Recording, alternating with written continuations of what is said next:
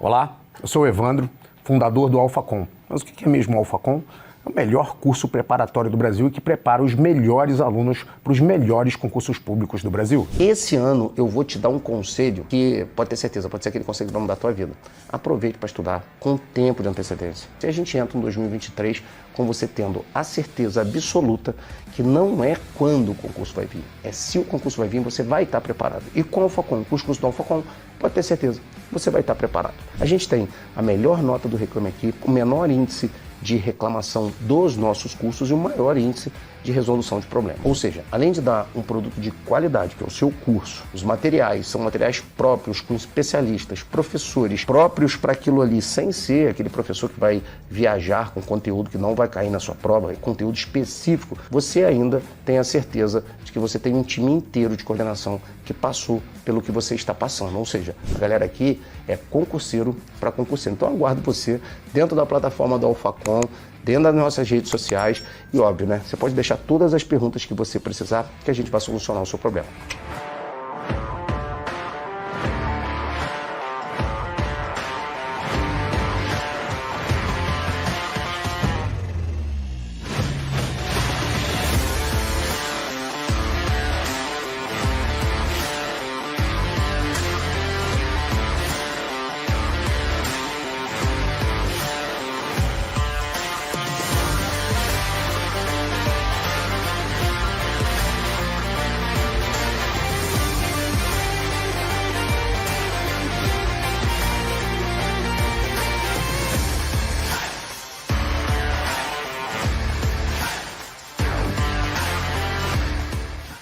Depois de ter a minha vida mudada ao passar em um concurso público, eu senti que tinha necessidade de mudar a vida de outras pessoas. E esse sonho começou quando abrimos as portas do AlphaCom, uma empresa pioneira de concursos públicos que mudou a realidade do Brasil. Em todos esses anos de trabalho, mudamos a vida de mais de 200 mil pessoas por meio da educação. E esse número cresce a cada dia. Nosso time de colaboradores são profissionais altamente capacitados. Cada pessoa aqui dentro trabalha para criar e desenvolver o melhor método de estudo e aprovação. Falando em especialistas, o nosso time de coordenadores soma mais de 50 aprovações em concursos públicos. Aqui trabalhamos assim, desde o primeiro dia da sua preparação até o dia que você toma posse. Trabalhamos com muita responsabilidade e sempre com um propósito, que é mudar a sua vida.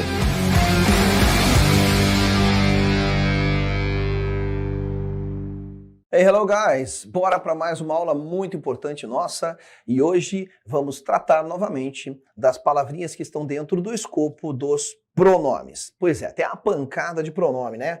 Pronome pessoal, dentro dos pronomes pessoais eles são divididos. Tem os pronomes possessivos, pronomes reflexivos, pronomes quantitativos, enfim, demonstrativos e hoje nós vamos tratar dos indefinite pronouns. Dá uma olhadinha aqui, ó.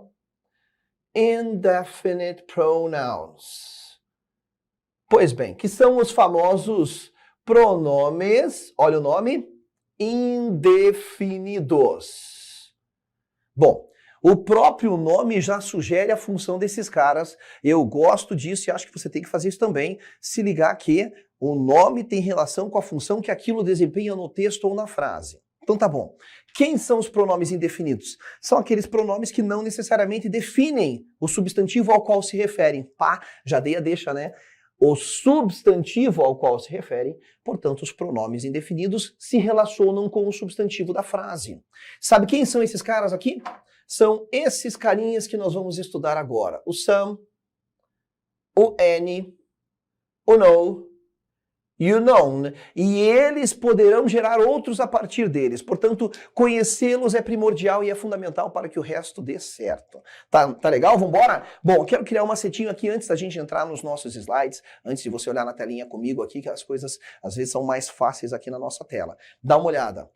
O some, olhando assim para ele, porque veja, as traduções irão depender das frases em que são usados. Cuidado com essa história de partir com uma tradução para cada um. A gente tem várias ressalvas aqui ao longo do nosso curso sobre isso. Mas veja, olhando num sentido assim de macetinho. Agora o que eu estou criando mesmo é um macetinho. Vamos mudar de cor aqui, ó. O some não parece a palavra soma?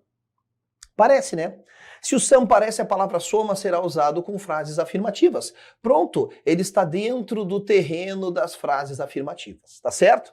Tá, e o que ele significa? Depende. Ele pode ser algum, alguma, alguns, algumas, né? Quando eu digo algumas pessoas me procuraram, concorda que quando eu digo algumas pessoas me procuraram, eu não estou definindo quais pessoas são?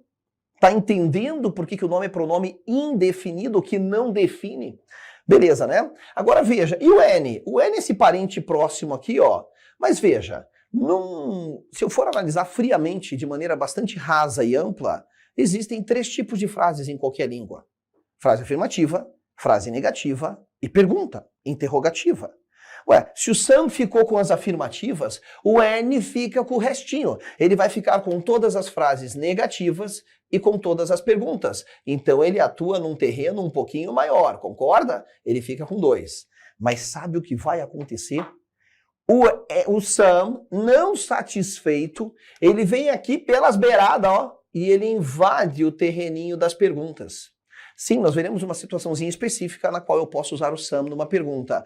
O N, brabão, não fica nada satisfeito e fala então eu também vou dar uma invadidazinha aqui no terreno das afirmativas. Então, nós teremos 2 situações pontuais, onde cada um deles pode, rapidamente, brevemente, atuar no terreno da outra. Então, nós, dito isso, é um bom começo aqui para nós, é um bom head start. Então, dá uma olhada quem são os pronomes indefinidos e as funções que eles representam nas frases, que são, a princípio, 2, e que a gente vai precisar do nosso macete da garota bonita para a gente entender. Dá uma olhadinha lá. Ó, os pronomes indefinidos podem substituir, isso é muito importante, eles podem, função número 1 deles, substituir um substantivo, que é uma das que mais cai na prova, tá?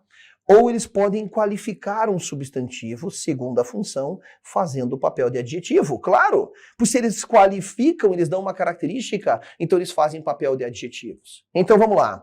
Primeiro exemplo tem a ver com aquilo que é o número 1 nosso aqui, vou pôr um número 1 aqui do lado, que é o uso que eu mais percebo presente nos textos, tá? Olha lá.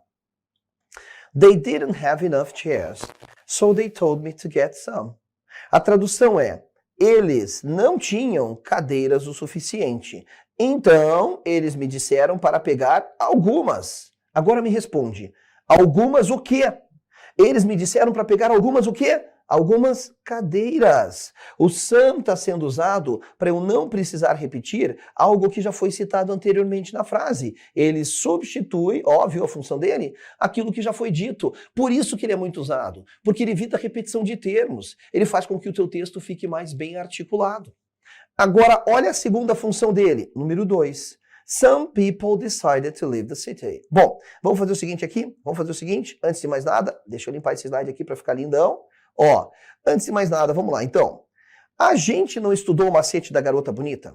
A gente não estudou o macete da garota bonita que diz assim, ó, vamos relembrar? Beautiful girl. Aqui eu tô falando de garota, o que vem na frente indica que tipo de garota é. Leio daqui para cá, e aí o que tá na frente do meu substantivo é um adjetivo. Só que junto desse macete eu te passei uma informação muito importante que eu vou precisar dela agora. Qualquer palavra que venha na frente do meu substantivo é um adjetivo em potencial.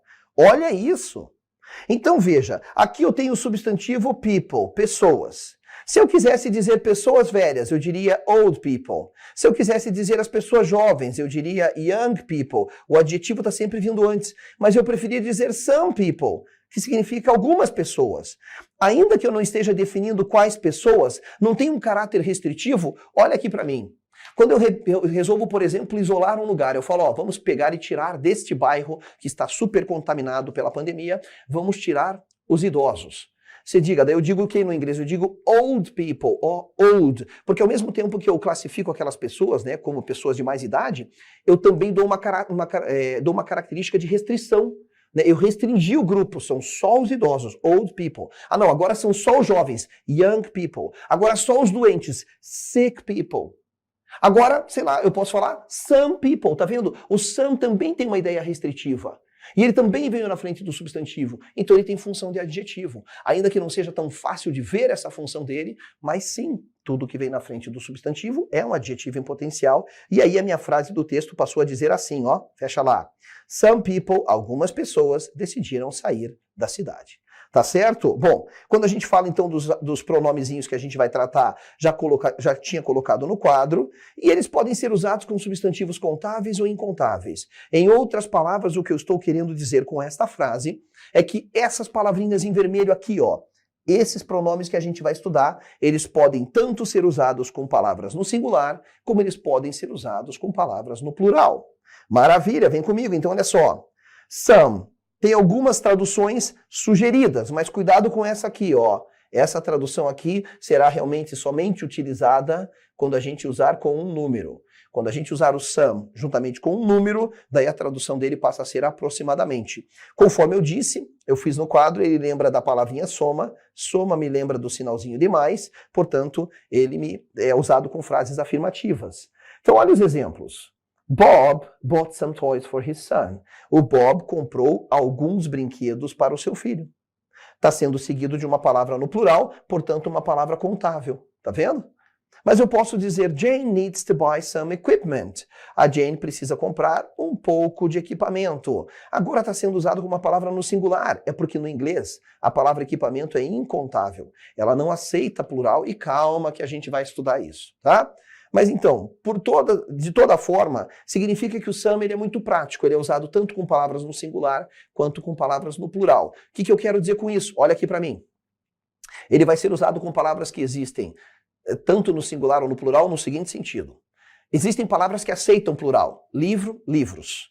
Quando você usa o some com uma palavra que aceita o plural, o some pede o plural. Eu não posso dizer alguns livros, algumas casas. Não. Então o some, ele pede o plural toda vez que ele é usado com uma palavra que possui sua forma no plural. Isso é um substantivo contável. Mas existem palavras no inglês que elas não têm a sua forma no plural. Por exemplo, aqui a palavra equipamento. Por exemplo, a palavra informação. Pô, mas espera aí, no português eu posso falar informações? Pois é, no português você pode falar informações, mas no inglês não. Você fala só information, mas você pode usar o some como uma palavra que existe no singular. Some information. Tá? Então ele aceita palavras que só existem no singular, mas quando ele vai ser usado como substantivo que possui a sua forma tanto no singular quanto no plural, ele pede o plural. Senão você acaba falando uns absurdos do tipo, tá, alguns carros nas ruas. Não, não é alguns carros, tá bom? Beleza? Tranquilo? Então vamos lá. Bom, tranquilo esse cara aqui, continua comigo aqui, ó. Mas o some, lembra que ele invadia o terreninho das perguntas? Ele pode ser usado em interrogativas. Ele vai invadir um pouquinho o terreninho do N. Mas quando você tem uma expectativa de resposta positiva. Toda vez que alguém fizer uma pergunta e você espera que a pessoa diga sim, sim, que ela até atenda, que ela, enfim, uma resposta positiva. Você pode usar o some na pergunta. Quer ver? Por exemplo, aqui quando você diz assim, ó. Would you like some coffee? Você gostaria de um pouco de café? Aqui no Brasil a gente não fala assim, né? A gente fala, você gostaria de um cafezinho, né? Ou de um café? Então veja que às vezes você nem precisa traduzir esse cara no correspondente do português. O que de novo reforça aquela ideia de que a gente não tem que ficar traduzindo tudo ao pé da letra. Mas quando você oferece um café para alguém, você gostaria de um café? Você espera que a pessoa diga o quê? Sim, sim. Por isso que eu estou usando o some na pergunta, porque eu espero que a pessoa diga assim. Eu não, professor. Eu só ofereço por educação, mas eu espero que ela diga não. Então nem ofereça, velho. Aí parou, velho. Se você oferece por educação, mas espera, ai, tomara, não peça, não queira. Pô, então nem oferece, seja um pouco mais autêntico, é ou não é? Não, cara. Se você oferece, você espera que a pessoa diga, não, um cafezinho, sim. Até porque é de bom tom, mostra zelo pela pessoa. Ó, fiz aqui um cafezinho para te esperar, gostaria de um cafezinho? Agora, quando eu peço algo para alguém, olha a próxima pergunta. Can you lend me some money? Você pode me emprestar algum dinheiro, um pouco de dinheiro? Some money. Essa pergunta é horrível, porque toda vez que alguém faz essa pergunta para você, você gostaria de não ter ouvido essa pergunta, né? Mas quando a pessoa faz a pergunta para você, você pode me emprestar uma grana, né? Can you lend me some money? A ideia é o quê? É que a pessoa, quem fez a pergunta, espera que você diga, claro que sim, quanto você precisa? Tá aqui à disposição já. Pague quando puder. Pois é o que a pessoa espera. Ela espera uma resposta positiva, então ela vai fazer pergunta com some. Can you lend me some money? E um conselho do tio Rê aqui. Ah, dinheiro, posso emprestar, tio Rê? Não empreste. Mas se for parente, não empreste. Mas se for irmão, irmã, não empreste. Vamos continuar. Expectativa de resposta positiva. Se você olhar para o último caso aqui, ó, vem comigo. Aí, olha só, essas duas situações estão inseridas aqui. Então, na verdade, a gente pode resumir tudo no último caso. Toda vez que você faz qualquer pergunta, seja para oferecer, para pedir, não importa, qualquer pergunta, que você espera que a pessoa te dê uma resposta positiva, você vai usar o some na pergunta. Ó, do you mind, você se importa se eu ligar um pouco de música? Do you mind if I put some music on? Você espera que a pessoa diga, claro que não me importo, vai lá, liga sim, entendeu? É isso. Então essas são as características do some, só ficou faltando aquela história da gente falar dele com número. Quando ele é usado com número, essa é a tradução dele. E isto cai. Quem é amigo avisa estou te avisando, isso cai na prova, tá bom? Então olha os dois exemplos que eu pus aqui e por infelicidade acabei usando o mesmo número. There were some 50 people waiting. Ó, haviam aproximadamente 50 pessoas esperando. O some, quando é usado com um número, ele significa aproximadamente, mais ou menos, em torno de. Olha aqui a próxima frase. I talked to some 50 people yesterday. Eu falei com aproximadamente 50 pessoas ontem. Então isso é muito importante porque a gente tem vários textos com dados estatísticos que cobram números e eles acabam usando palavrinhas como some ou como over. Over dá sempre a ideia de exagero, né? Over 50 people seria mais de 50 pessoas. E mais de 50 pessoas não é a mesma coisa que 50 pessoas. Cuidado com perguntas assim. Então, quando a gente tem um texto com muito número, o some está entre as palavrinhas que poderão estar lá permeando isso daí, tá bom? Bem importante esse tipo de coisa. Já deixa eu te dar uma dica aqui, ó. Palavras que afetam números no texto.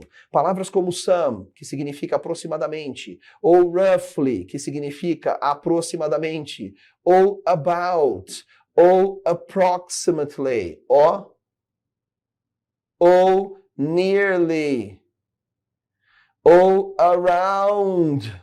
São todas palavras que quando são usadas com número, elas tiram a certeza do número. Elas todas querem dar a ideia de em torno de, aproximadamente. E concorda que aproximadamente pode ser tanto quanto um pouquinho mais, quanto um pouquinho menos? Mas geralmente as perguntas são assim. Você tem isso no texto, usado com qualquer número, sei lá, o número 100, né? Some 100 people, em torno de 100 pessoas. Ou roughly 100 people, about 100 people. Em todas essas possibilidades que são sinônimas, não é o número 100 exato.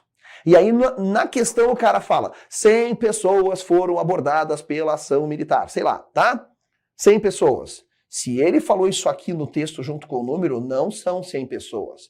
É aproximadamente. E aí já dá margem para um monte de gente errar. Porque tem gente que acha, não, tá esse número na questão, tá esse númerozinho no texto, relacionei, tá. Não, não caia nessa. Beleza, vamos para a próxima. Olha só, telinha. Na próxima aqui a gente vai falar do N, que basicamente ficou com o resto, né? Ele ficou com as negativas e as interrogativas. E ele é normalmente usado em pergunta mesmo. Agora, cuidado com as traduções aqui em cima ao pé da letra, cuidado, realmente ele vai significar qualquer, num sentido bastante específico, mas eu não gosto muito dessa tradução. Eu não gosto. E por que você escreveu aqui? Justamente para eu poder falar disso. Eu escrevi aqui para funcionar como um lembrete, para eu poder falar disso, e eu vou te provar por que eu não gosto dessa tradução do nenhum, nenhuma. Na verdade, vamos lá. Quando o N é usado em perguntas, ele geralmente é usado, ele não necessariamente vai ter qualquer tradução. Veja, você vê um casal bonito, olha aqui para mim, você vê um casal bonito. Você vê que o cara é muito na pinta. Ah, você fala, caraca, velho. Aí você olha a mulher do cara e fala, caraca, irmão. Junto esses dois vão dar o quê? O que nasce desses dois? Só nasce criança perfeita, né? E aí você fica curioso, poxa, será que eles têm filhos? Duas genéticas tão boas assim, devem ter filhos muito lindos. E você pergunta para alguém que conhece o casal, tu não conhece, você fala, meu irmão, aquele casal ali, ó. Ah, conheço, o cara é muito gente boa, a guria é super sensacional, legal pra caramba. Tá, e aí? Eles têm filhos? Não é isso que você perguntaria? Eles têm filhos? Ninguém perguntaria para um conhecido do casal, eles têm alguns filhos? Eles têm um pouco de filhos? Eles têm... Não, ninguém pergunta isso, entende? Apesar do N significar algum, alguma, alguns, algumas, um pouco de, ninguém na hora de perguntar se alguém tem filho vai falar se tem um pouco de filhos, alguns filhos, não. Então, olha aqui para a perguntinha agora. Ele aparece no inglês aqui, ó. Ele aparece na pergunta. Mas na hora de traduzir, eu não traduzo ele por nada. Eu pergunto, do they have any children? Eles têm filhos? Esse cara aqui entra na frase no inglês? Sim, mas no português eu não preciso traduzir ele. Entende o que eu quero dizer? É isso que eu venho falando há tanto tempo, que essa mania que a gente tem de achar sempre um equivalente ao português. Mas no português a gente não usaria esse N. Só que no inglês eles usam. É simples assim. Por que eles usam? Ué, a língua é deles. Agora vem para o próximo exemplo. Does she have any money? Ó, ela tem dinheiro? Eu tenho que perguntar. Ah, ela tem dinheiro? Sei lá, você vê alguém passando necessidade na rua e tal, e aí você pergunta assim, poxa, ela tem dinheiro? Tá na hora do almoço, ela tem dinheiro para comer? Senão eu vou dar uma ajudinha. Ninguém pergunta, ela tem um pouco de dinheiro? Ela tem algum dinheiro? Ela tem... Não, você só pergunta se ela tem ou não dinheiro. Então, dependendo do contexto, esse N aqui também não teria tradução. Does she have any money? Agora, vamos atacar o porquê que eu não gosto dessa tradução do nenhum, nenhuma. Entenda o que eu vou lhe dizer agora. O N é uma palavra neutra.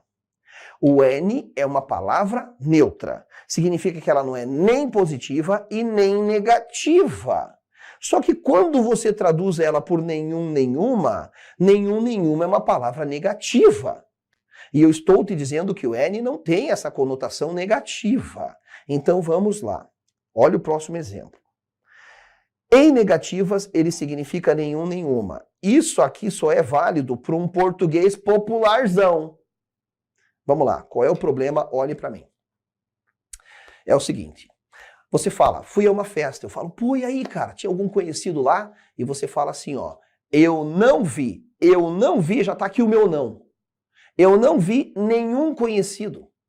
Não e nenhum, na mesma frase, são duas palavras negativas. Só que há algum tempo eu já venho te dizendo, o inglês não repete dupla negação. Pelo menos o inglês de prova. Eu estou falando aqui sempre dentro da norma culta da língua, porque a gente vai fazer uma prova de exame de concurso público. É como o português falado das ruas e o português que tu estuda para a prova. É bem diferente, não é? Então aqui o foco é ter o concurso. E no nosso concurso, dentro do escopo da língua inglesa, você não repete dupla negação. O inglês não repete duas vezes a mesma coisa. É feio dizer, eu não vi nenhum conhecido, porque não e nenhum são duas palavras negativas, dá choque. Eu chamo de como é que é? Ah, meu Deus, pleonasmo gramatical, né? Quer dizer, repetir duas vezes a mesma coisa, o mesmo tipo de estrutura. Então veja. Por conta do inglês, que usa o N, mas o N não é nenhum, nenhuma. Né? O N é algum, alguma. Eu passei a arrumar o meu português. Verdade. Porque realmente fica esquisito dizer, eu não vi nenhum conhecido. Não, o certo o que é? Eu não vi conhecido algum. Eu não vi conhecido algum. Só que a gente não fala assim, né? Até porque se você falar, parceiro já olha, por que você está falando assim? Pois é. Então o que acontece? Mas eu passei. Então a gente diz o que no português? Eu não entendi nenhuma das explicações. Não e nenhuma. Não, eu não entendi explicação alguma. Então esse é o problema. Porque a gente faz isso, a gente faz a dupla negação. Então pode ser que você continue dizendo, por exemplo, no português, eu não entendi nada. Não e nada são duas palavras negativas. Não faz sentido dizer que você não entendeu nada. Se eu enchi o quadro de conteúdo, paro e pergunto para você, tudo bem? Entenderam? Se você não entendeu o conteúdo total que eu pus no quadro, o certo seria você dizer, professor, eu não entendi tudo o que você pôs aí. Só que a gente fala que não entendeu nada, querendo dizer que não entendeu tudo. Ou então você teria que dizer, eu entendi nada, ou eu não entendi tudo, mas a gente fala que não entendeu nada, querendo dizer que não entendeu tudo, e eu sei que você me entendeu. Então veja, no inglês isso não acontece dentro da norma. Dentro da norma você vai dizer que não entendeu coisa alguma. E não entendeu nada. Tudo bem? Eu estou falando dentro da norma culta da língua, porque é a normativa que será nos cobrada na hora da prova. Beleza, então olha aqui o N. O N ele é usado em negativas. Está aqui, ó, usado em negativas. Mas não que ele significa nenhum, nenhuma. Não é isso, tá? Ele não significa, na verdade aqui ele é uma palavra neutra. Então a frase diz, he won't need any help to finish the project. Ó, a melhor tradução para essa frase é, ele não precisará de ajuda alguma para terminar o projeto. Ah, mas no português eu falo de nenhuma ajuda. É por isso que traduzem assim nos livros aqui no Brasil.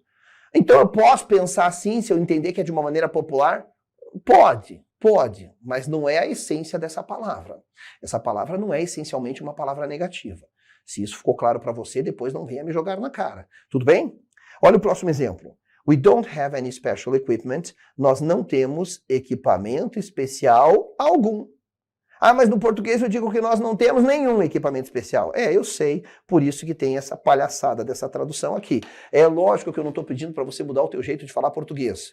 É lógico que você entende que aqui eu só estou zelando, cuidando para o entendimento mais perfeito do que esse cara representa no texto da prova, tá? E aí, claro, vamos limpar esse slide para ficar lindão, porque agora é hora de dar andamento. Que história é essa que o N significa qualquer? Daí significa mesmo.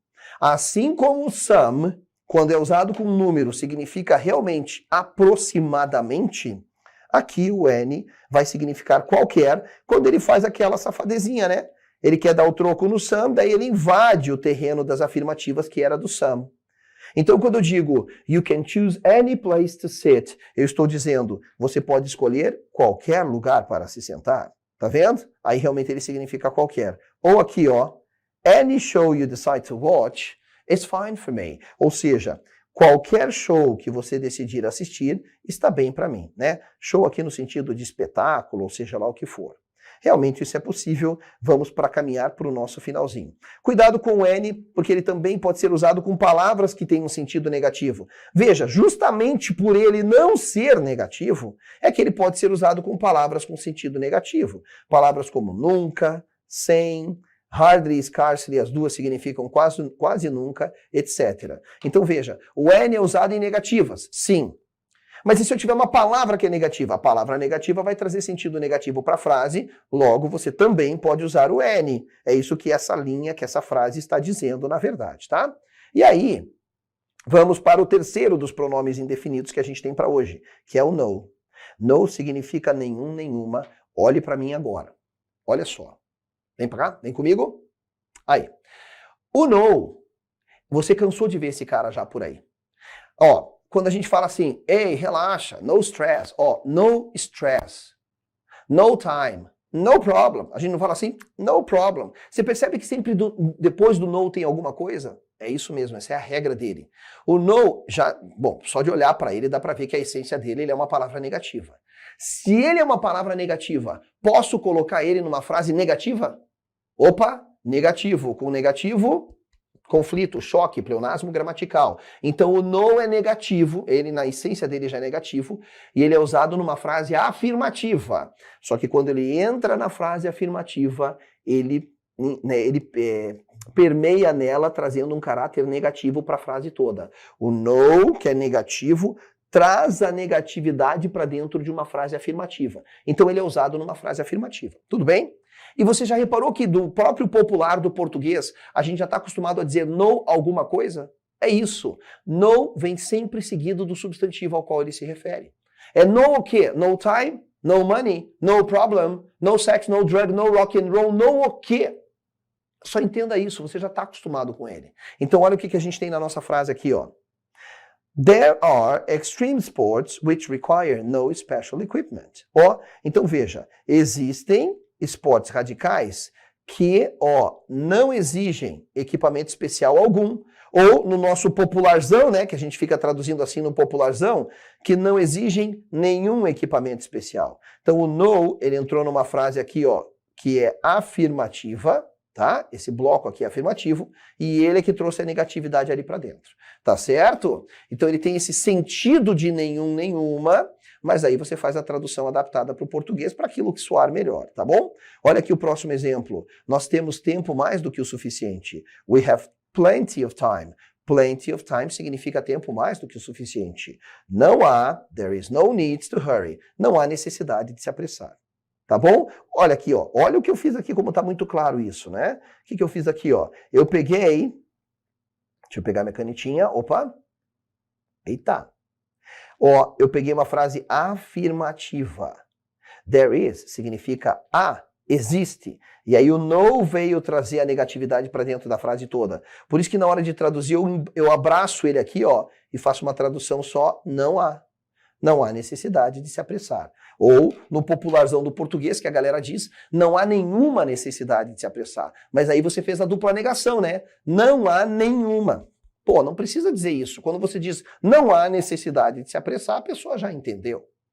E este no, ele tem um parente próximo, queridos. Olha lá. Ele tem um parente próximo que é o known. O known tem a mesma tradução. O known também é negativo. Portanto, o known também é usado numa frase afirmativa porque é ele que vai trazer a negatividade para dentro dela. Só tem uma diferença. Olhe para o tio Rê. Assim como a gente viu que o no é seguido do substantivo ao qual se refere, então é como se fosse assim, ó. Eu tenho que dizer no o quê? No time, no money, no problem. No o quê? O known não pode ser seguido. Esse cara agora não pode ser seguido do substantivo ao qual se refere. Ele é usado justamente quando esse substantivo já foi citado anteriormente. Como se alguém dissesse assim, ó. Alguém pergunta para você assim, ó. Você tem tempo para poder fazer o relatório para mim? E você diz assim, não tenho nenhum. Nenhum o quê? Nenhum o que já foi citado anteriormente. Tempo. E aí, galera, ó, vai precisar de grana pra gente fazer isso aqui, ó. Grana? Nenhuma. Não tenho nenhuma. Nenhuma o quê? Nenhuma o quê? Dinheiro, grana. Então o known, ele é usado sem ser seguido do substantivo ao qual se refere, porque normalmente ele é usado para eu não precisar repetir o que já foi dito anteriormente. E aí a gente entrou numa questão de prova. Porque as bancas adoram. Não é diferente com a IAR. Não é. As bancas adoram fazer questõezinhas assim, ó. Por exemplo, usando esse cara. O known da frase tal, da linha tal, se refere a quê? Ele sempre se refere ao que foi citado anteriormente. Vamos mostrar por exemplos que fica mais fácil. Vem comigo aqui, ó. Imagine um diálogo entre A e B. A e B. O cara fala, have you ever practiced any extreme sports? Alguma vez você praticou algum esporte radical? Olha aqui o N entrando em pergunta, tá vendo? E daí você diz, não, eu não pratiquei nenhum. Nenhum o quê? Nenhum que já foi dito anteriormente. Esporte radical. Esse cara aqui ele é usado nesse sentido, para eu não precisar repetir aquilo que já foi dito. E eu já tive aluno que ao ver esse exemplo falou assim, tio Rê, saquei. Então o known termina a frase, né? Muito fácil. Se ele não pode ser seguido do substantivo, é porque ele vem no final da frase, daí não vem ninguém depois dele. Eu não disse isso. O que eu estou lhe dizendo é que ele não é seguido do substantivo ao qual se refere. Mas ele pode começar uma frase, por exemplo, quando você diz assim, ó. None of the boys finished the project. Nenhum dos garotos terminou o projeto. Daí ele é seguido de estruturas como pronomes possessivos, pronomes demonstrativos, pronomes pessoais, e geralmente com essa preposição aqui, ó. Então, none of the boys, nenhum dos garotos.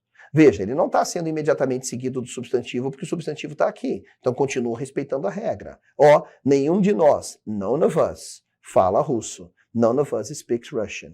E se você juntar esses caras com outros, nascem aqueles que a gente chama de compounds, ou seja, os pronomes indefinidos compostos. Eu junto com palavras como where, que significa onde, indicando lugar.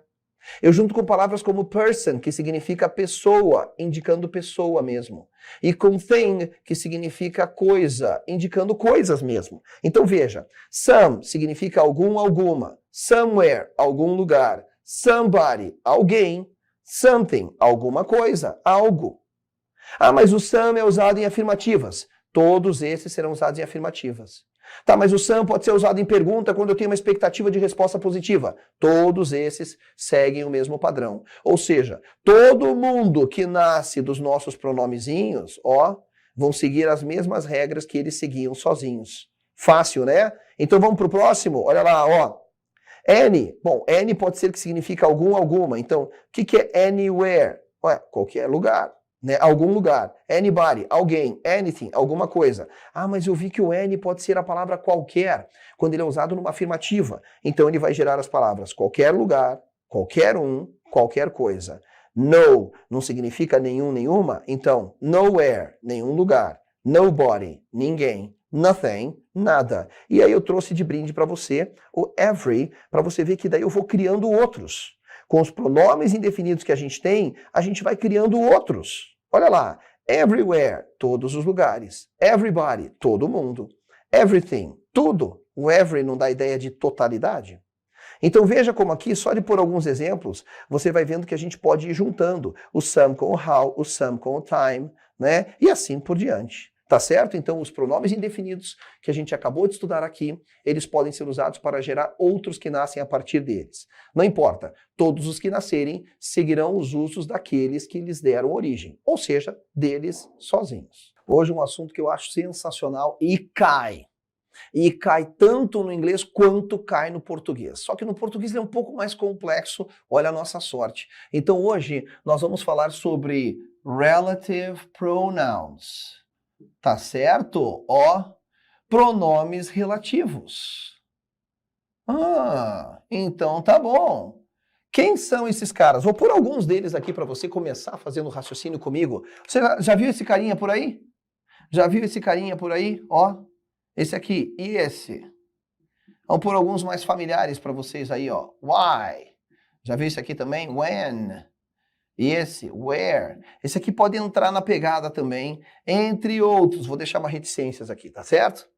Pô, maravilha, né? Se você olhou para esses pronomes e lembrou assim, ó. Pá, who é quem? Which é qual? Who's de quem? What? Qual também? Qual seu nome, né? Ou então, what significa o quê? When? Por quê? When? Quando? Where? Onde? Ou aonde? Poxa, muito fácil, tio Rê. Se você pensou nisso, você errou. Você errou tudo. Veja, essas palavrinhas podem ser usadas para fazer perguntas. Quando elas são usadas para fazer perguntas, elas são pronomes interrogativos. Não é o nome da matéria. Então não adianta nada você estar estudando um monte se você não está focado e se você não está cuidando do teu descanso, porque é o descanso que permite que você esteja ouvindo pontualmente o que eu estou falando. Veja, quantidade de estudo não é qualidade de estudo, não. Então hoje nós vamos tratar dessas palavrinhas na qualidade de pronome relativo. Portanto, não vai ter pergunta, não. Elas virão no meio de uma frase. E isto cai. E sim, já teve banca que confundiu a galera, que tem mania de achar que isso aqui só é uma coisa. Você tem que parar de achar que no inglês cada palavra é só uma coisa. É o contexto que vai definir qual é a função gramatical delas e como elas serão usadas em determinada frase. É isso. Muito importante isso aqui. Tá certo? Então estudaremos essas palavrinhas na qualidade de pronomes relativos. Então hoje, esse carinha aqui, ó, ele significa que. Esse carinha aqui hoje significa que. O carro que eu gosto. A menina que eu gosto. Que. Tem nada de pergunta. Vamos dar uma olhadinha aqui, mas antes, olha esta seta aqui. Clássicas. Perguntas que caem de pronome relativo na prova são as seguintes. A palavra tal, que ele pega daqui, da frase tal, se refere a quê? E você só tem que lembrar de uma coisa durante essa aula inteira, mas nunca mais esqueça disso. Vou deixar uma seta aqui no quadro o tempo inteiro para você não esquecer. Os pronomes relativos sempre se referem ao que veio antes da frase. Já deixei a seta aqui. Os pronomes relativos sempre se referem ao que veio antes na frase. Vai nascer uma pergunta disso na sua prova. Vem comigo. Então, olha só. Opa, deixa eu só ampliar aqui antes de você olhar para a minha telinha. Olha lá, vamos falar aqui de pronomes relativos. Bom, aqui tem um pouco de alguns deles presentes aqui para você. Agora a gente vai esmiuçar, entrar na prova e te contar alguns causos aí de coisas que já caíram. Vamos embora. Olha só. Aqui eu trouxe uma praticazinha pra gente, deixa eu pular isso aqui, tá aqui os nossos pronomes relativos, alguns que eu coloquei no quadro, eu acrescentei aqui o that, que é um dos mais versáteis que existem, tá? E para que serve o pronome relativo? Ele tem duas funções, primeira função dele tá aqui, ó. Ele serve para definir aquilo que veio antes, porque o pronome relativo sempre se refere ao que veio antes no texto. Então ele vai definir o substantivo ou ele vai acrescentar informação ao substantivo. Função número 1, função número 2 deles. Simples assim, dá uma olhadinha. Eu tenho duas frases aqui que dizem o seguinte. The man who was involved in the accident is my cousin. Ó, o homem que estava envolvido no acidente é meu primo. Então, quando eu digo essa frase, o homem que estava envolvido no acidente, então aqui eu estou explicando isso aqui, concorda comigo? Agora vamos fazer o seguinte, ó, eu vou tirar, eu vim aqui na frase, ó, peguei este pedaço de frase aqui. Este pedaço de frase que começa por um pronome relativo é chamado de relative clause. Vou escrever aqui para você. Tá? Ou seja, uma oração relativa. É uma oração que começa por um pronome relativo. Tudo bem? Até aqui tudo bem? A frase está fácil de entender, né? O homem que estava envolvido no acidente é meu primo. Mas eu quero fazer o seguinte agora. Eu quero pegar esse pedaço todo que começa por um pronome relativo, esse pedaço de frase, portanto chamado de oração relativa, e eu vou tirar daqui. Eu vou tirar. Eu só vou ficar com esse resto aqui, ó. Vamos lá? Ó, tirei e fiquei com o restinho que diz: o homem é meu primo. Se eu virar para você, olha aqui para mim, e disser assim do nada, a gente vai fazer aquele nosso bate-papo de cafezinho, né? Eu chego para você e eu falo: caramba, cara, o homem é meu primo. Esta frase é uma frase com uma ideia completa? Você vai saber do que eu tô falando? Não, né? De novo você vai falar: lá vem o Renato com um papo estranho de novo. Tá louco esse piá, velho. O que você vai falar para mim? Você vai falar assim: meu, quem que é teu primo, cara? Fala tudo. Você vem com essa de o homem é o meu primo, tá? Qual homem? Você concorda então que eu não posso tirar aquele pedaço que eu tirei da frase? Eu não posso tirar aquele pedaço que estava envolvido no acidente? Porque afinal de contas é aquilo ali que explica quem é o cara. Então, olhe de novo aqui para mim, ó. Veja, quando eu tenho este pedaço de frase que a gente tinha tirado aqui, ó, esse pedaço de frase, bom, o que a gente sabe? O pronome relativo sempre se refere ao que veio antes. E esse pedaço de frase, que começa pelo pronome relativo who, está sendo usado para definir quem é esse cara. Se esse pedaço de frase define o que veio antes, ele está cumprindo com a primeira função que a gente viu aqui, deixa eu voltar, ó, que é definir o que veio antes, e o nome desta oração passa a ser chamada de Defining Relative Clause. Oração relativa que define o que veio antes. É isso. Então, se ela define, ela não pode ser retirada daqui. Diferente da frase de baixo, e que tem uma coisa que a outra não tinha, né? Ela tem isso aqui, ó. Tem uma frase ali embaixo, a frase de baixo tem um pedaço dela entre vírgulas, começando pelo pronome relativo which. Só que veja, esse pronome relativo também começa um pedaço de frase que vem até aqui, que também é uma oração relativa. A frase está dizendo assim: Rage, which is a bad feeling, gets people to do stupid things. Ou seja, a raiva, que é um sentimento ruim, faz as pessoas fazerem coisas tolas, né? Coisas burras. Stupid é o mesmo que falta de inteligência. Veja, vamos fazer o mesmo que a gente fez antes? Vamos lá? Vem comigo? Eu vou tirar esse pedaço de frase aqui. Eu vou tirar ele para ver se ele é fundamental para eu entender a frase como um todo. Então vou lá, tirei e fiquei com o resto. A raiva faz as pessoas fazerem coisas burras, coisas tolas. Quando eu digo para você, a raiva faz as pessoas fazerem coisas tolas, você entende a minha mensagem? Se eu chego lá no nosso cafezinho, vamos lá, tô lá no nosso cafezinho, você tá lá, já fica meio cabreiro, né? Já vai querendo sair, já que eu tô chegando sempre com um papo estranho. E daí eu digo assim pra você: caramba, né, cara? A raiva faz a gente fazer coisas burras. Você entendeu o que eu falei? Você entendeu? Você entendeu a mensagem. Pode ser que você fique curioso de saber, tá, o que está acontecendo, Renato? E aí, qual foi a burrada que você fez? Né? Mas a frase você entendeu. Então aquele pedaço que eu tirei, que também era um pedaço com um pronome relativo, e que dizia que é um sentimento ruim, por que ele não é crucial para que a frase exista, né? Porque todo mundo sabe que a raiva é um sentimento ruim. Então ele é um pedaço que não define o que veio antes. Ele simplesmente acrescenta informação à palavra raiva. Né? Mas não é necessário que ele apareça na frase para você entender o que é raiva. Então, fecha na telinha, olha aqui. Este pedaço de frase, agora fica tudo muito claro, tá? Este pedaço de frase que começa por um pronome relativo e que se refere ao que veio antes, pois todo pronome relativo se refere ao que veio antes. Mas ele não está definindo o que veio antes, porque raiva não precisa dessa frase para a gente entender o que é. Ele está simplesmente acrescentando informação, então ele é chamado de Non-Defining Relative Clause, ou seja, esse pedaço de frase que eu pus dentro da caixinha é uma oração relativa que não define o que veio antes. São essas as duas funções dos pronomes relativos, e o primeiro deles que a gente estuda é o who. O who significa que. E por que está escrito ali que ele tem função de sujeito? Veja, os pronomes relativos sempre se referem ao que veio antes. E o who só pode ser usado quando aquilo que veio antes é uma pessoa. O who só pode ser usado quando aquilo que veio antes é uma pessoa. Ó, Eu vejo ali, está sendo usado com aquilo que veio antes, que é uma pessoa. Então, quando eu digo the girl who is playing is country champion, eu estou dizendo a garota que está jogando, ela é campeã do país, ou seja, campeã nacional. Tudo bem? Beleza. O pronome relativo se refere ao que veio antes. O que veio antes é uma pessoa, portanto eu usei o who. Mas por que está escrito ali que ele tem função de sujeito? Porque quando eu olho para a frase, olha que fácil, e acho o verbo está jogando, essa é a ação da frase, e pergunto para o verbo quem está jogando, eu vou achar o sujeito, não vou? Quem está jogando não é a garota? Se é ela é o sujeito da frase. E o who, coincidentemente, sempre aponta para o que veio antes. E ele apontou para o sujeito da frase. Então é uma coincidência.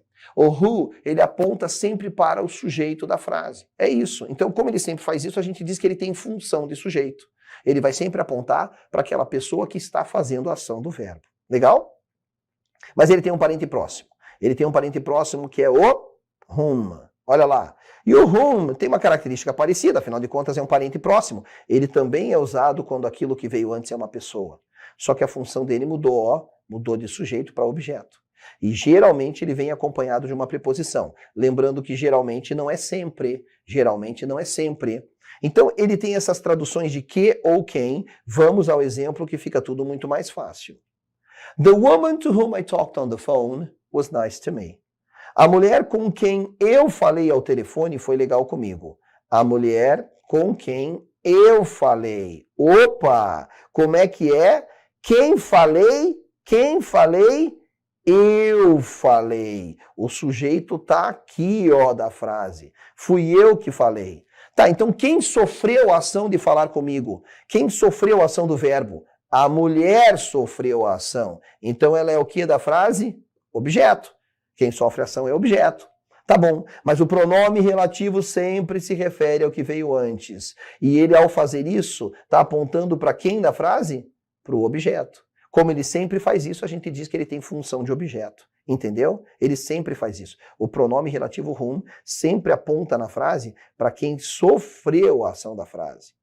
E por que eu digo que geralmente ele vem acompanhado de preposição? Por causa dessa palavrinha aqui, ó, que é o com, né? A mulher com quem eu falei ao telefone foi legal comigo. The woman to whom I talked on the phone was nice to me. Esse to poderia vir aqui, ó, que também ficaria certa a frase, bem aqui no meio. Então poderia ser The woman whom I talked to on the phone was nice to me, tá? Poderia ser assim também. Beleza? E olha que interessante agora o que ele está dizendo. Que eu não posso substituir o who por that. Por quê? Porque aqui em cima eu posso, ó. O that, ele é um coringão que ele pode vir no lugar do who. Então a frase de cima pode ser the girl who is playing, mas ela também pode ser the girl that is playing. No caso do whom, não pode. Ele não aceita. Então são esses os dois pronomezinhos que eu uso com pessoas. Mas e quando aquilo que veio antes da frase for uma coisa ou um animal? Daí você usa which. The car which I like is very expensive. Pronome relativo sempre se refere ao que veio antes. E o que está vindo antes aqui é uma coisa, um objeto. Então eu uso which. Ele pode ser substituído por that. Tá bom? Então eu posso dizer the car that I like is very expensive. Mas faz uma anotação aí bem importante aí, ó. Bem importante. Não usamos that entre vírgulas. Eu estou falando do that de pronome indefinido. O that não é usado entre vírgulas. Por que você está dizendo isso, tio Rê? Porque se você voltar comigo aqui, ó, volte comigo. A gente tem aqui, ó, deixa eu limpar esse slide. A gente tem aqui, ó, a palavra which, que eu acabei de te... Opa, volta lá. Cadê minha canetinha? Que eu acabei de te mostrar que o which pode ser substituído por that, mas não se usa that entre vírgulas. Eu não poderia colocar o that de pronome indefinido aqui dentro desta frase, porque ele estaria entre vírgulas, e ele não é usado entre vírgulas. Mas aqui, nessa nossa frase, não tem vírgula, o that pode substituir o which perfeitamente. E aí, olha para mim aqui um pouquinho uma coisa que me aconteceu. Pá, cara. Eu estava dando aula presencial, turma cheia, turma grande, quase 300 alunos, tá? Falando deste assunto, quando um cara levantou a mão. Ele levantou a mão para mim e eu achei que era uma pergunta, tá bom? Eu já estou aqui adiantando o que ele falou, né, na aula. Tudo bem? E aí o que aconteceu? Ó, já estou aqui adiantando já. Vamos pôr 5 itens. Aí ele levantou a mão e falei, opa, pois não, porque eu adoro que façam perguntas. Vocês não têm noção, eu acho que enriquece demais a aula. E quando eu dei a palavra a ele, ele virou para mim e falou bem assim, ó, professor, você está ensinando errado. Nossa, velho, me deu até um nervoso, cara. Eu olhei pro quadro, tava a matéria lá, né? Na verdade eu tinha assim os slides no PowerPoint projetado, não achei erro, minha cabeça vasculhando, e eu falei para ele, a única coisa que me veio em mente. Eu falei, não tô não. Sabe o que ele me respondeu? Tá sim, quer que eu prove? Ô cara, velho! E aí o que você faz, né, cara? Eu sou um cara que eu sou sedento pelo conhecimento, e se eu tô errado eu quero saber, mas eu não venho aqui improvisar, velho, eu preparo a aula. Então se eu tava errado eu queria saber. E aí eu falei, quero sim. E ele falou, eu falei para ele assim, onde é que você viu algo diferente? Ele falou, no ITA, Instituto Tecnológico da Aeronáutica. Eu não sei se você já fez prova do ITA, mas eu posso te garantir uma coisa, a prova de inglês do ITA não tem erro. Não tem erro. Ah, o gabarito deu furo. No ITA, não, mano. Não. Então, quando ele falou no ITA, eu realmente me preocupei. Eu falei, caraca, velho, o que esse cara viu? Eu não lembro exatamente qual era a questão, mas eu lembro qual era a situação e eu tô recriando ela aqui. Eu falei pro cara, me dita aí o que você viu. E ele ditou. Daí ele falou das opções. Ó, tinha que completar a frase marcando com a opção correta, tá? Eu não lembro exatamente quais eram as sequências também, mas eu lembro que era uma questão de pronome relativo, em que a gente tinha que, quer dizer, supostamente, né, porque ele apontou isso na aula de pronome relativo, mas era uma aula com relação a esses pronomes, em que tinha que completar a frase com o pronome correto para que a frase fizesse sentido. Pensa aí qual você responderia. Qual você responderia para completar aqui, ó? Blá, blá, blá, of the boys broke the window, né? Quebrou a janela. Aí ele me falou bem assim, ó, de acordo com o gabarito oficial do ITA, a resposta correta é a letra C. E ele já falou isso porque ele sabia que eu sabia que o ITA não erra, né? Eu falei, concordo plenamente. Sabe o que ele me falou? Então o senhor tem que admitir que o senhor está ensinando errado. Porque o senhor acabou de falar que o it é usado para coisas e animais, mas a frase está falando de garotos. Então não, então o it pode ser usado para pessoas. Cara, quando ele falou isso, me deu um alívio, mano. Um alívio. Agora vai lá. O que foi que ele não viu? Pensa aí. Como eu sei que você está assistindo aula gravada, você pode pausar o vídeo para pensar, eu já vou dar a resposta aqui. Mas se você quer pensar, pause o vídeo, vale a pena o raciocínio. O que foi que ele não viu? Porque não adianta nada, cara, eu ser correto no que eu falo se o cara é errado no que ele ouve. Por que eu vivo brigando aqui com você? Seja pontual no que você ouve. E essa dica serve para todas as disciplinas, hein? Seja pontual, porque eu sou pontual no que eu falo. O cara confundiu tudo, mano. Olha o que ele não viu na questão do ITA. Vou ampliar o que ele não viu. Ele não viu que a questão do ITA quer saber qual pronome interrogativo completa a frase. Mas nós não estamos estudando pronome interrogativo, nós estamos estudando pronome relativo. Eu te falei que a gente não ia usar essas palavrinhas para fazer pergunta. Entendeu? O cara confundiu tudo. Sim, só para responder. O which pode ser usado aqui sim e deve, porque o which, quando ele é pronome interrogativo, ele é usado com qualquer coisa. E aí ele significa qual no sentido de escolha. Qual dos garotos quebrou a janela? Mas é porque é uma pergunta. O cara querendo se fazer de grandão na minha aula sem estar prestando atenção direito.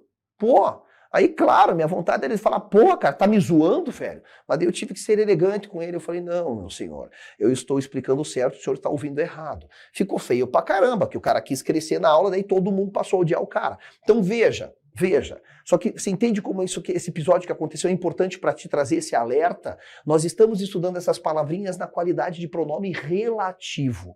Não é para fazer pergunta. Tá bom? E é nessa que às vezes o cara escorrega numa questão de prova. Que pensando bem nem é tão difícil, né? Cara, não é tão difícil, mas você tem que estar acordado. Beleza? Vamos para a próxima?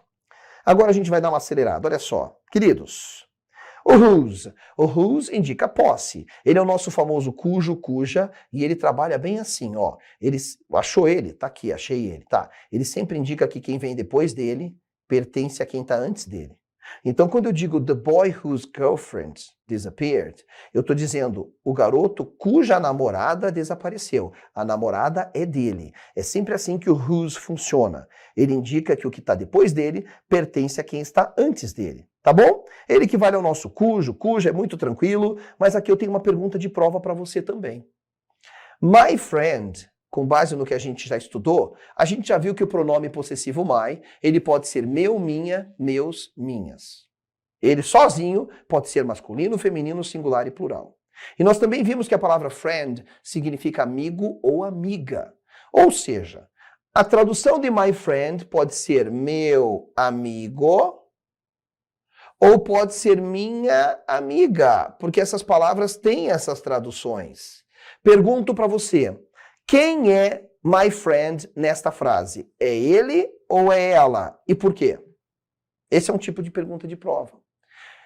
Quem é my friend? Ou seja, qual é a melhor tradução para my friend nessa frase? É meu amigo e minha amiga. E não venha de achismo, tá? Ah, não, porque eu acho que... Cara, a gente vai fazer concurso, a gente tem que ter a resposta exata. E a resposta, ela é muito fácil. Eu não escrevi no quadro, bem grandão. Olha aqui no quadro, só pra gente relembrar. Vem pra cá. Eu não deixei o tempo todo aqui no quadro uma porcaria de uma seta apontando pra frente, porque eu te disse que a tua pergunta vai nascer desse conceito aqui, ó. O pronome relativo se refere ao que veio antes. Cara, é isso. Agora olhe pra frase, Quando eu digo o garoto cuja namorada desapareceu, a melhor continuação aqui é o garoto cuja namorada desapareceu é meu amigo, porque o pronome relativo sempre se refere ao que veio antes. É a seta grandona do quadro. Fecha na telinha, olha aqui. Então, o pronome relativo sempre se refere ao que veio antes. Simplesmente pelo que está antes aqui ser o garoto, é por isso que a tradução aqui é meu amigo. E a frase toda diz... O garoto cuja namorada desapareceu é meu amigo, porque a frase está falando dele, porque o pronome relativo sempre aponta para o que veio antes. Tá certo? Legal? Vamos para a próxima agora. Olha lá, where indica lugar. Aí é uma tradução mesmo, tá? Então, uma loja de departamentos é um lugar onde você pode comprar produtos, bens, mercadorias. Tá bom? Cuidado com isso, porque tem gente que acha que tem que completar com o quê? Ah, uma loja de departamentos é um lugar que você pode. Não. Você só pode completar com que se depois daqui vier um verbo. Olha que dica de prova fodástica. Aqui veio um sujeito. Se veio o sujeito, você vai dizer onde. Onde você pode comprar. Mas se eu quiser dizer que uma loja de departamentos é um lugar que vende, daí você vai ter aqui o verbo which sells everything, que vende de tudo.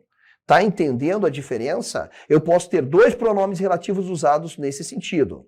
Mas veja, se eu estou seguido aqui de um sujeito, aí eu vou usar o where, porque indica lugar.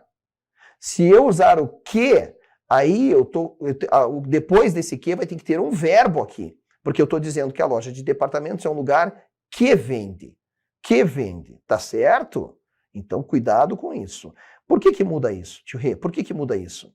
Porque, veja, quando eu tenho aqui um verbo que vende, tudo isso aqui passa a ser o meu sujeito. Se eu perguntar quem vende, você vai falar uma loja de departamentos. Agora, quando eu não quero tratar loja de departamentos como sujeito, eu só quero dizer é um lugar onde você pode comprar, o sujeito está aqui, daí eu vou usar o where. Cuidado com isso, que isso tem dado bastante confusão nas provas e sim, eles têm explorado. A mesma coisa acontece com o when. When indica quando. When indica quando. Então veja, a Páscoa é uma época quando as pessoas celebram. Opa, tá vendo que aqui está o meu sujeito? É porque a gente fala o que no português o tempo todo. Então olha aqui para mim. A gente fala assim, ó. Ah não, o Alphacom é um curso que você estuda. Não, não é um curso que você estuda. Né? Ele é um curso onde você estuda. Não é um curso que, ele é um curso onde. Porque daí eu estou usando você como sujeito e dizendo, você estuda. Aí se eu quiser tratar o Alphacom como sujeito da frase, daí eu digo assim, o Alphacom é um curso que vende preparatórios para concursos públicos. Daí eu posso usar o quê? A mesma pegada vem para o inglês. Os caras estão querendo confundir você e trocar o which por when ou which por where. Depende da continuidade da frase, tá bom? E é igual ao português, então cuida com isso. Vem para cá. Ó, Páscoa, Easter. Eu posso dizer que a Páscoa é uma época quando as pessoas celebram a ressurreição de Cristo. Não é uma época que as pessoas celebram. É uma época quando. Já aconteceu em concurso público dos caras colocarem which, que significa que, e a galera entrar nessa simplesmente porque soa parecido com o português. Não. Veja, eu só posso usar o que quando depois desse que eu vou ter aqui um verbo. Por exemplo, Easter is a time which, vamos pensar aqui no que? Which causes, que causa, tá? A lot of emotion, sei lá, on people. Que causa muita emoção nas pessoas, tá? Which causes a lot of emotion on people. Enfim, o importante é você perceber que, cuidado, quando o meu sujeito estiver aqui, você vai ter esse when. Por quê? Porque aquilo que veio antes indica tempo. Ó, por que aqui era where? Porque aquilo que veio que indica antes é um lugar. Uma loja de departamentos é um lugar onde você pode comprar produtos. Isso aqui é extremamente importante. A mesma coisa acontece com o when e a mesma coisa aconteceria com o why, tá bom? O why não apareceu aqui, ó, mas ele tem um pé de tradução ao pé da letra. Então, quando você diz assim, olhe para mim, né? Eu não entendo a razão do porquê ela me deixou. Ó, como é que eu diria isso em inglês? I don't understand, ó, the reason why she left me. Eu não entendo a razão do porquê ela me deixou. O why é um... Ó, tava ele ali na frente. Ele é um pronome, ele pode funcionar como pronome interrogativo, mas ele vai funcionar como um pronome relativo quando ele vem no meio da frase indicando causa, razão. Né? Ó, eu não entendo a razão do porquê. Esse porquê aqui, ó, ela me deixou, indicando causa e razão. Então é isso, esses são os pronomes relativos. Aqui a gente apontou as coisas que mais caem na sua prova e eu vou fechar a aula revisando. Primeiro, fuja da mania de tradução ao pé da letra. Segundo, para de confundir um assunto com outro, para de confundir pronome relativo com pronome interrogativo. Quem vai definir quando ele é uma coisa, quando ele é outra, é o contexto da frase. E o mais importante de tudo, porque a tua pergunta vai nascer daqui. Ele vai fazer uma pergunta bem assim. O pronome where da frase tal se refere a quê? Toda vez que você tiver uma pergunta desse tipo e ele está te cobrando um pronome relativo, né? Sei lá, o which da frase tal se refere a quê? O pronome relativo sempre se refere ao que veio antes. A tua resposta você vai procurar naquilo que veio antes no texto, tá bom? Ele vai dar as alternativas lá, fica fácil de identificar. Só lembra do mais importante dessa aula, que é essa setinha aqui, hein? O pronome relativo se refere ao que veio citado anteriormente. Aliás, eu acho que todo concurseiro tem isso, né, cara? Você passa a viver em função do futuro, você já está se projetando na carreira, como é que vai ser quando você passar, você vai ver o resultado, a familiarada vai gritar todo mundo, você vai mandar todo mundo pro inferno, quem não acreditou em você, é ou não é? Cara, pega isso, hein? Pega isso como motivação. Quem não acredita em você, você não fica lá, ninguém me apoia. Velho, ninguém acredita em resultado que não viu ainda. Isso é normal do ser humano. Você tem que ver o resultado. Então, usa isso como motivação. Ah, é? Não acredita em mim? Então você vai ver. Ah, acho que eu estou estudando pouco? Então você vai ver. Vou estudar sinistro. É isso. E aí, a gente fica muito projetando lá na frente, né? O concurseiro faz muito isso. Como vai ser minha vida? E depois eu vou fazer o quê? E o quê? E o quê? Então a gente vai fazer disso. A gente vai falar disso hoje. Nós vamos falar dos tempos verbais que... Ó, eu sou pontual no que eu falo, você é pontual no que ouve, hein? Os tempos verbais que compõem o futuro.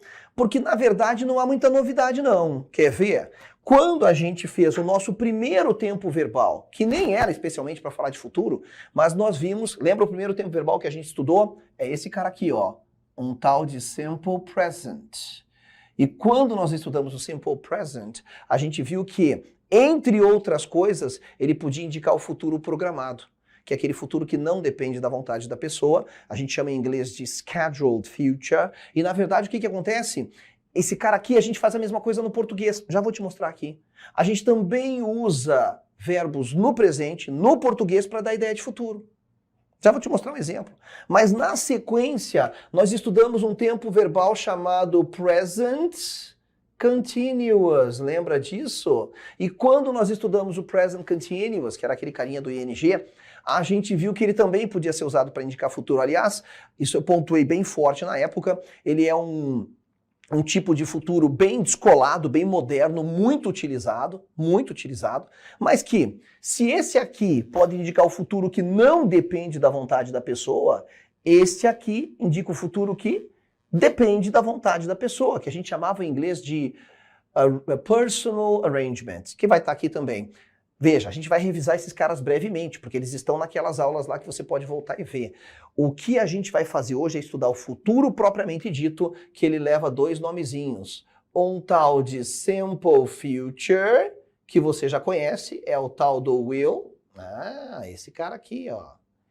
E um tal de going to. E já vou adiantar aqui, ó. Já vou sair dando cotovelada em você aqui agora, ó. Ó, cotovelada. O que é? Não me vem com mania de traduzir ao pé da letra esses caras aqui, hein? Já vou te adiantar aqui pra gente não se irritar lá na frente, ó. Ó. Esse will não tem tradução de nada. Anota isso já. Quer anotar já? É importante o que eu tô dizendo. O will é partícula de futuro que acompanha um verbo e ele não tem tradução de nada quando ele é auxiliar de futuro. Ele empurra o verbo para o futuro. You going to, è la stessa cosa, va bene? Non cambia niente, è la stessa cosa. Nesse sentido é a mesma coisa. En français, on va dire c'est ensemble. É a mesma coisa. Quer que eu fale em outro idioma? Olha aqui, ó. De novo, esse cara não tem tradução de nada. Esse também não. Mas eu tô vendo ali dentro o verbo go. Eu vou repetir porque eu estou calmo. Esse cara não tem tradução de nada. Quando ele indica futuro, ele é uma partícula de futuro indissolúvel. Não posso separar. Eu sei que você está vendo o verbo go ali, que é o verbo ir. Esqueça isso. Ele é uma partícula indissolúvel, sem tradução, que empurra o verbo que vem depois para o futuro. Então hoje, nas duas vezes que nós vamos falar de futuro, você não vai cair em tentação de traduzir esses caras ao pé da letra. Mas tem muito mais coisa para eu te falar, a aula tá muito legal, vem comigo. Então olha só, fecha na telinha. Há várias maneiras de expressarmos o futuro em inglês, como por exemplo, o simple present e o present continuous, que já foram estudados anteriormente. Não me diga! Vamos relembrar? Futuro programado, qual é mesmo? É aquele que não depende da vontade da pessoa. Ele não depende da vontade da pessoa. Então, quando eu digo aqui, ó, the president arrives at 7 p.m., then he delivers his speech. At 8, he starts the press conference. Ou seja, já deixei destacado em vermelho os verbos que estão no presente, mas não estão dando ideia de algo no presente. É futuro. Ó, o presidente chega às 7. Tá, mas não chegou ainda. Então ele faz o seu discurso. Tá, mas não fez ainda. Às 8 ele começa a conferência com a imprensa. Tá, mas não começou ainda. Todos os verbos estão no presente, inclusive usando a famosa regrinha do S, do he, she, it, e nada disso aconteceu. Acontece que a gente já faz isso no português, é a mesma coisa. Quando você fala para um colega, lembra do exemplo que a gente deu lá atrás? Você fala para o cara, ô meu irmão, o show começa às 8, espero você na entrada. Começa e espero são verbos no presente, mas nada disso aconteceu ainda. Então aqui não há novidade. A gente já sabe disso e claro que vai cair na prova. Agora vem para o próximo caso, ó, que é o present continuous. Ele também é usado para indicar o futuro, porém agora não é programado, são ações planejadas, que no inglês é chamado assim, ó, de personal arrangements. Espera aí, arranjos pessoais. Personal arrangements. Se são arranjos pessoais, é porque são de ordem personalíssima. Se são de ordem personalíssima, dependem da vontade do interlocutor. Eu vou resumir isso de maneira mais simples. É bem comum usar o present continuous para indicar o futuro. Bem comum, e você já tem que saber que não dá para traduzir esse cara ao pé da letra. Então olha o exemplo. A pessoa A está conversando com a pessoa B. E ela diz, "Are you taking a long vacation this year?" E a pessoa B responde, "No, I'm working this year." Ou seja, você vai tirará férias longas este ano? E a pessoa responde, "Não, eu trabalharei." Isso é futuro este ano. Eu trabalharei este ano. Então tá dando a ideia de futuro. Beleza? Massa demais. Tá bom. Agora vamos para o futuro propriamente dito. E o futuro propriamente dito é aquilo que eu tinha acabado de escrever aqui no quadro para você. É quando a gente usa, por exemplo, o will ou o going to. Nós vamos começar por esse carinha aqui que faz uso do will, tá bom? É muito fácil, ó, form. Quando eu falo de form, eu estou falando de estrutura. A palavra form, ela tem várias traduções no inglês, como quase tudo no inglês, né? Ela pode ser a palavra forma mesmo. Ela pode ser a palavra formulário, preenche o formulário, fill up the form. Mas ela também pode ser a palavra estrutura, daí dentro da gramática da língua inglesa. Então, a estrutura do will funciona da seguinte maneira. Bom, vamos lá, aproveita que você está aqui me olhando, fica me olhando, olha para mim, aí, fica me olhando. Olha só, existe uma estrutura verbal no inglês chamada-se modal verbs. A gente vai estudar isso da maneira mais completa possível. Modal verbs são verbos modais. São verbinhos auxiliares, sim, em essência eles são auxiliares, tá? E que se eles são auxiliares, eles têm essa característica aqui, ó. Eles acompanham outro verbo. E você já estudou esse cara. No momento eu só quero lembrar você que você já estudou esse cara aqui, só que você vai rever comigo num outro patamar, né?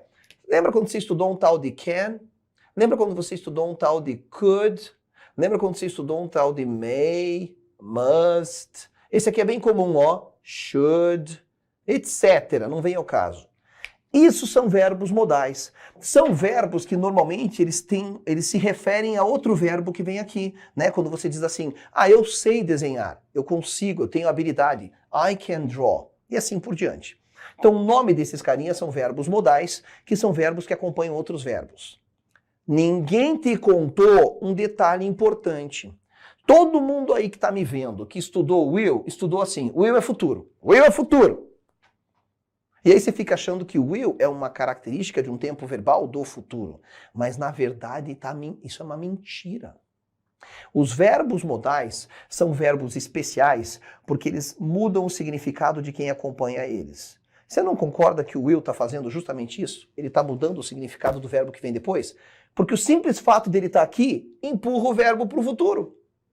Ninguém te contou que, na verdade, dentro dessa lista está o will. Tanto que tem uma forma do passado dele, que é would. Então, em verdade vos digo, o will é verbo modal. Só que como ele só faz uma coisa, ele sempre empurra o verbo que vem depois para o futuro, a galera tirou ele daqui nos materiais didáticos e jogou lá.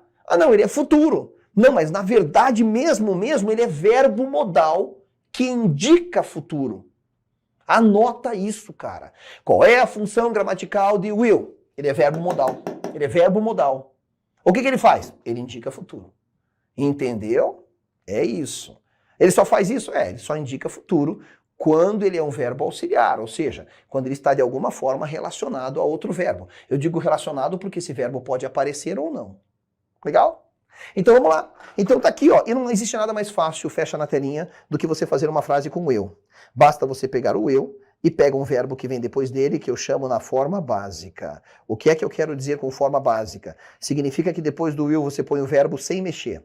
Sem mexer. Ele não pode ter S, ele não pode ter ING, ele não pode ter nada. E outra coisa, não pode ter nada entre eles. Não pode ter nada entre eles.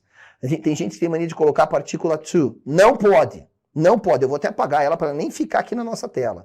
É isso. Então, fazer frases com ele é a coisa mais simples que existe. E aí a gente já sabe que toda estrutura verbal formada por 2 ou mais verbos, para eu fazer negativa ou pergunta, eu só mexo no primeiro. Faz sentido? Eu só mexo no primeiro. Então, olha lá como é que vai ficar o nosso exemplo.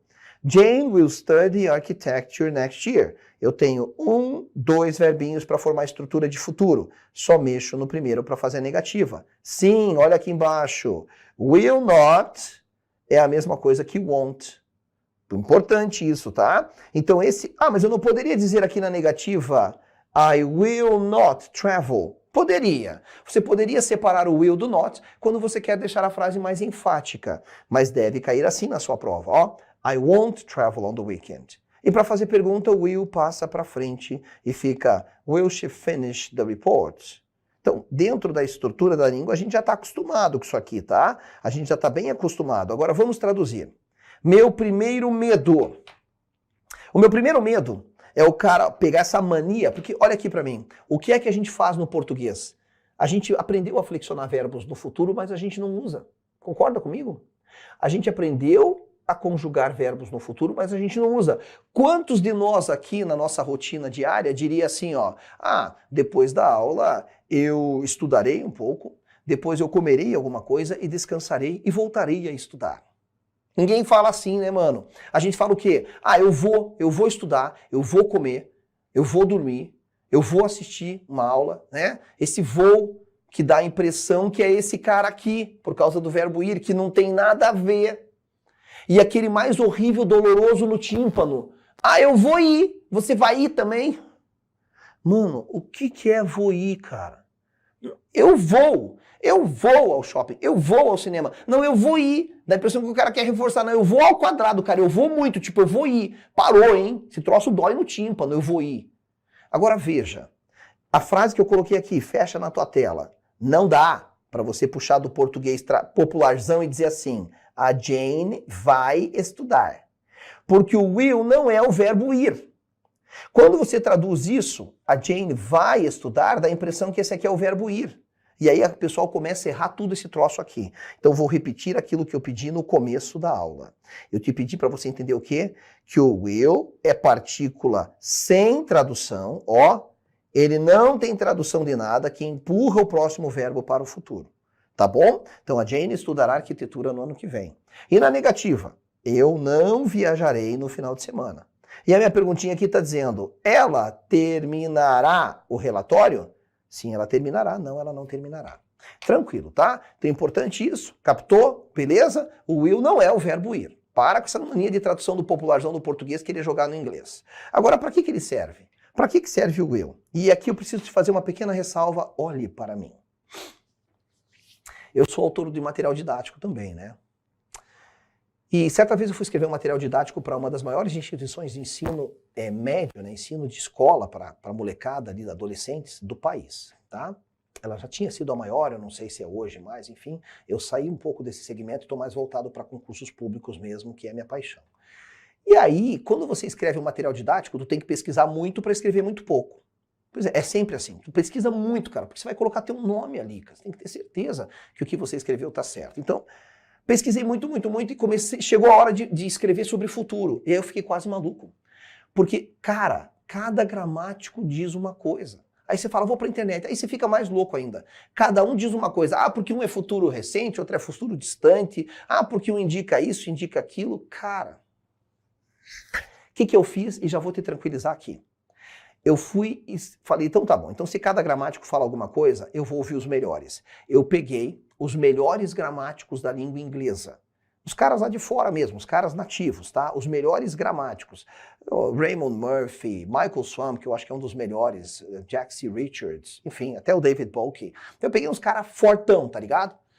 E eu vi o que eles concordam. E eu fiz um compilado, ou seja, um resumo para você daquilo que é de comum acordo dos principais gramáticos. Você pode ficar tranquilo. Só vou adiantar aqui e usar para fazer um macetinho para você. Um macetinho, esse macetinho, já estou avisando, ele não é 100%, mas ele dá uma norteada muito boa. Então é o seguinte, antes de eu te mostrar os casos do uso do will, vem para cá. Vamos fazer um macetinho para você aqui, tá? O will, ele geralmente é acompanhado da frase assim, eu acho que, I think, porque o will, tá? Isso pra gente diferenciar esses dois carinhas aqui. O will trabalha na esfera da incerteza. Por que ele trabalha na esfera da incerteza no futuro? De que eu não tenho certeza que algo acontecerá? Porque ele indica intenção. Intenção. Quando você diz eu acho que eu vou viajar, veja, eu acho. Eu não tenho certeza, eu tenho a intenção. I think I will travel. I think I will travel. Já o going to, que é o outro carinha que a gente vai ver daqui a pouco, já o going to, ele indica planos. Portanto, ele está no escopo da certeza. Eu disse escopo da certeza porque não é uma certeza plena, entendeu? Mas quando você diz assim, não, eu estou com a passagem comprada, eu viajarei no final de semana, I'm going to travel, você planejou. Então há um grau de certeza. Claro, a gente não tem uma certeza plena, porque a gente não sabe nem se vai acordar no dia seguinte, a gente não sabe se vai ter um problema, né, com o meio de transporte que a gente vai utilizar, enfim. Mas existe esse grau de certeza. Porque uma vez que eu planejei, você espera que as coisas aconteçam a contento, de acordo com o que você planejou. Então esse macetinho serve de maneira bem prática para você diferenciar um do outro. Ambos não têm tradução alguma no português, ambos empurram o verbo para o futuro, mas esse cara tem um grau de incerteza, porque ele trabalha mais com a questão da intenção, e esse cara aqui trabalha mais com um grau de certeza, porque ele indica planos. É fato sim, que esse carinha aqui, ele indica algo um pouco mais formal, tá bom? O will, por ser menos utilizado que esse cara aqui, é justamente porque ele é mais tratado para situações formais. O going to é aquele cara que nas letras de música você vai ler e ele aparece assim, ó, tá? Inclusive essa forma aqui já está até desaparecendo. Então o going to, ele é mais informal, esse é mais formal, tá? Então isso também dá pra gente dizer, tanto que eu não tenho uma forma informal do will, mas eu tenho uma forma informal do going to, tá bom? Isso aqui já dá um belo de um impulso para nós. Agora vamos para os usos do will na nossa telinha. Dá uma olhada lá. Há várias sugestões para o uso do will como auxiliar do futuro. E é verdade, eu te contei quando eu fui pesquisar lá, eu quase fiquei louco. Mas eu trouxe aqui para você, conforme prometido, os principais casos, que são inclusive de acordo dos principais gramáticos da língua inglesa. Toda vez que você for fazer uma previsão, você pode usar o will. Você concorda comigo que o will tem previsão tem um grau de incerteza? Então tá dentro do nosso materialzinho. Beleza. Então, a festa será muito legal. The party will be very nice. Bacana? Isso, tá? Vamos para a próxima, então? Bem tranquilo, previsão, tô fazendo uma previsão. A próxima diz o seguinte, vamos lá. Para expressarmos promessas, pode, o will pode ter esse sentido. I promise I will not tell him about the surprise party. Eu prometo que eu não contarei a ele sobre a festa surpresa. Lembrando que esse will not poderia ser o won't. I won't tell him. Tá bom? Então poderia ser assim também. Que maravilha! Vamos para a próxima. Tem mais um casozinho. Em estilo formal, eu não falei para você? Para indicar em estilo formal eventos programados para o futuro. Aí aqui é o simples fato da gente estar se referindo a uma situação de formalidade. Ele fala aqui the wedding. Wedding é casamento. Pô, gente, tudo bem que o casamento destrói com a vida de todo mundo, né? Mas o que acontece? O casamento... Desculpa, foi mal. Mas é que, cara, eu já tenho 2 casamentos falidos nas costas, né, cara? Então eu não acredito mais nisso, tudo bem? Então o que eu acredito? Eu acredito em você, buscando o teu futuro, acreditando em si mesmo, porque, enfim, tá, deixa pra lá. Mas o casamento é uma situação formal, né? É uma situação formal. Sim, e definitivamente é formal, porque você só é considerado casado de fato com alguém quando você vai lá no cartório e assina um documento. Faz sentido? Cara, você é obrigado a assinar um documento se você quiser casar, né? Na formalidade, de acordo com a lei, sim.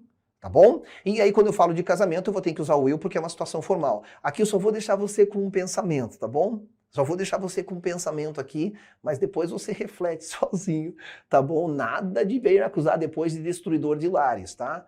Mas pensa comigo, se casar fosse tão bom, por que iam te obrigar a assinar um documento, velho? Você é obrigado a assinar, velho. É tão bom, eu sei que eu vou ficar para sempre. Não, mas te obrigam a assinar um documento. Pense nisso. Agora vem aqui para minha frase, fecha lá na telinha. Diz o seguinte, The wedding will take place at the St. Teresa Church on June 27, and the reception will be at the Bourbon Hotel. Ou seja, o casamento acontecerá. Olha, ele até mudou ali, que a gente tem o verbo acontecer, né? Que é o verbo happen. Mas aqui ele quis puxar para formalidade, então ele usou um outro verbo, que é o verbo acontecer no sentido de enfoque do lugar, né? Então o casamento acontecerá na Igreja Santa Teresa nesta data, e a recepção, de novo, será no Hotel Bourbon, que é uma rede de hotéis que existe aí. Então o que acontece? Veja, eu estou usando o will nas 2 partes da frase, porque trata-se de uma situação formal. Legal? Último caso do will é aquele futuro decidido no momento em que se fala. Sabe o que é futuro decidido no momento em que se fala? Olha aqui para mim. É quando, por exemplo, você está aqui como eu, nessa sala aqui, tá? E essa sala aqui está super fria porque eu gosto do frio. Tá? Então já deixei o ar-condicionado ali a 20 graus Celsius. Pode ser que a gente diminua um pouquinho mais para 19, tá bom? E aí entra alguém aqui e fala assim, caraca, Renato, não dá pra gente conversar nessa sala não. Então, pô, vamos para outra sala. Eu falo, não. Ó, I will turn it off. Eu vou desligar. Eu não podia prever que alguém ia entrar aqui e achar que a sala tá muito fria. Então veja, eu decidi que eu farei alguma coisa, mas no momento que eu tô conversando com a pessoa falou, cara, tá frio demais aqui, ó. Eu falo, opa, vou desligar no sentido de desligarei, eu ainda não o fiz. Esse futuro que eu decido que vou fazer no meio da conversa, durante a conversa, é o futuro com will. E por que é o futuro com will? Justamente porque o will é curtinho, né? Ó, ele é menorzinho. Ele permite, você vai ver que essa estrutura aqui ainda fica maior. Ele permite uma agilidade de resposta. É por isso. Então, pronto, tá aqui, fecha no exemplo, ó. The air conditioning is too cold. I will have someone turn it off right now. O ar-condicionado está frio demais. Eu pedirei para alguém desligá-lo imediatamente, tá? Então esse aqui é o futuro decidido enquanto você está falando com alguém. Mas aí pode voltar agora aqui para o quadro, para uma coisa super importante que eu vou falar para você, que é a seguinte. Certa vez caiu no título de uma prova assim, ó. My will. E quando caiu my will, aquela galerinha que só sabia decor que will indica futuro, ficou pensando, putz, mas que estranho, né? My will, mas will geralmente tem a ver com o verbo no futuro, mas não tem o verbo. Tá, mas então deve ser meu futuro.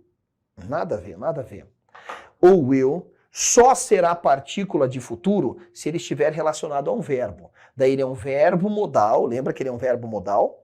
Ele é um verbo modal cuja função única é empurrar quem está do lado dele, o verbo que ele acompanha, para o futuro. Mas isso se ele for verbo auxiliar, porque pode ser que o will, ó, olha aqui o traço rompendo aqui, ó, pode ser que o will seja substantivo. O will pode ser um substantivo, daí ele vai ter duas traduções que nada tem a ver com o que a gente está falando, mas já caiu em prova. Will pode ser a palavra vontade. Você sabe dizer eu quero em inglês, né? I want. Mas como é que eu falo vontade? Tá aqui, ó, é will. E will é palavra técnica em inglês da área do direito. Will significa testamento. O quê? O título do texto era Meu Testamento.